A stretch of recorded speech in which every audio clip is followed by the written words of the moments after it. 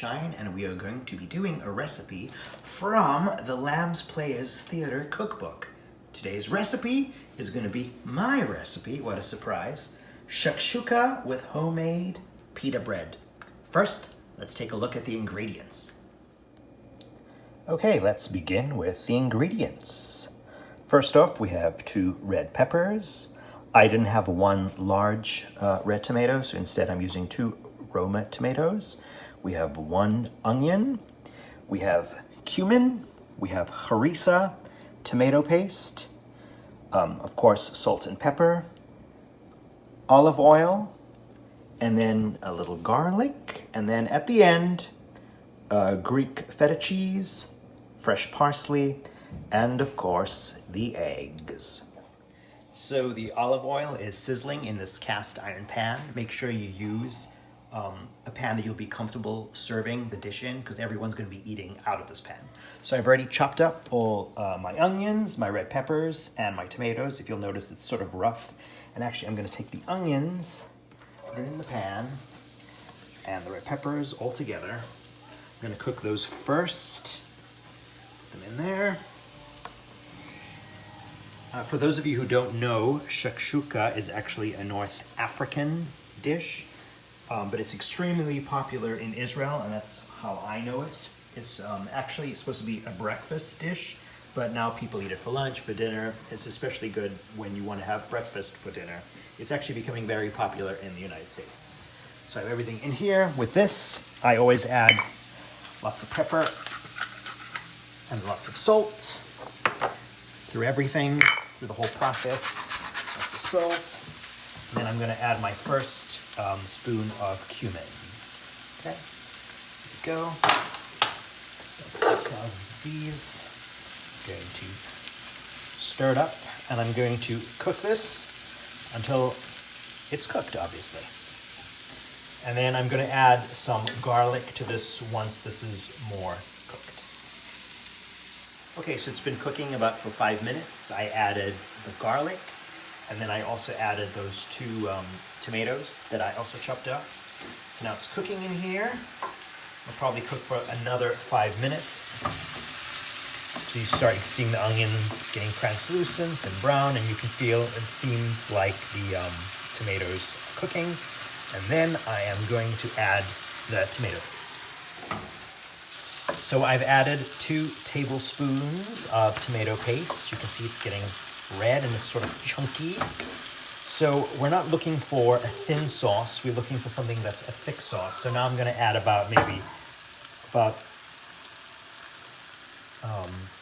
quarter cup of water. See, it's going to get a little more wet. It's probably going to need a little bit more, especially since the pan is hot. That. Then I lower the heat a little bit so it doesn't absorb completely. Just add a little bit more. And as the dish simmers, you're going to add more water. You always want it to have a bit of a saucy consistency because the eggs are going to cook in it. So I'm going to just distribute it like that. And then I'm going to add the rest of the cumin.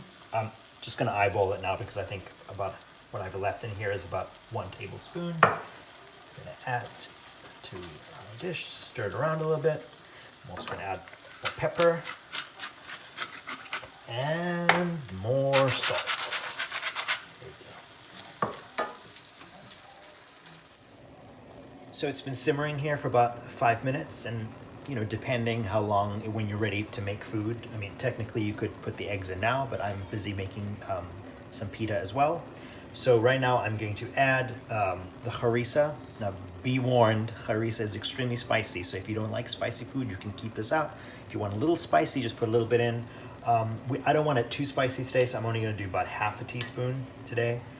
If you want it really spicy, you can put a whole teaspoon in. And I'm going to put it in. I'm also going to add a little bit more water just to give it a more saucy consistency. I'm going to incorporate it, and then we'll see how spicy it is. Okay, I'm about to grill my homemade pita breads on the grill. You can find the recipe right next to the shakshuka recipe. It's really hot. The grill is hot, so I'm going to take each pita and put it on the grill. and then it should puff up nicely. Okay, so add a little bit more water in to make, again, to help with the sauce-like consistency. Whenever you add more water, make sure you add more salt and pepper. I'm making little pockets, and within these pockets, I am adding the eggs. And now they will cook.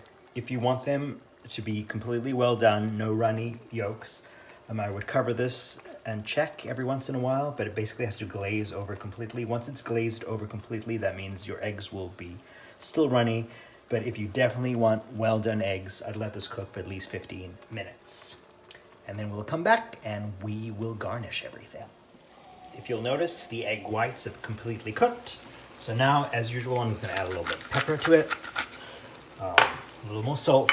I know some of you are going, that's way too much salt, but in the Schein house, we like salt.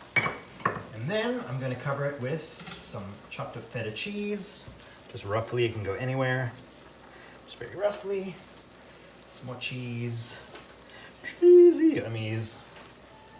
Cheesy yummies. And then, just to garnish on top, we have some parsley. And it is ready to serve. Go. And that's it. The shakshuka is done. It looks delicious. Some of you might think it looks a little mushy, but mushy is always yummy. Also made homemade pita. Again, you can find the recipe along with other delicious recipes in the Lamb's Players Theater Cookbook.